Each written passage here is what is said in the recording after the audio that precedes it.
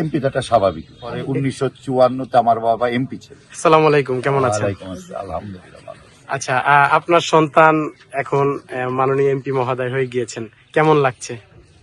এটা স্বাভাবিকই, কারণ আমার বংশে তো এর চেয়েও বড় বড় নেতা ছিল। এমপি তো একটা স্বাভাবিক ব্যাপার। আমার বাবা 1937-এ যখন জি। ব্রিটিশ মানে পাকিস্তান হওয়ার আগে তাই প্রাদেশিক নির্বাচন হচ্ছিল একটা ব্রিটিশের সময়। তো আমার বাবার জন্ম হচ্ছে 1917, আর বাবা 1937, মাত্র 20 বছর বয়সে। তারপরে 1954-তে আমার বাবা এমপি ছিল, আর 1965 সালে আমার বাবা এমএলএ ছিল। তো আমার মনে দুঃখ ছিল 65-র পর থেকে আমরা আর মানে এরপরে আমাকে মানে একেবারে কোনো ইয়াতে ছিলাম না।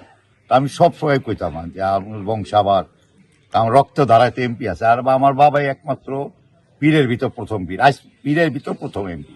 এখনো কিন্তু কোনো পীর সাহেবরা বাংলাদেশে এমপি হইতে পারেনি। তা আমরা মনে একটা মানে দুঃখ আসছিল যে আল্লাহ আমাদের ফ্যামিলিতে আবার, যেহেতু আমার বাবা ছিল এমন যেন আরেকজন হয়।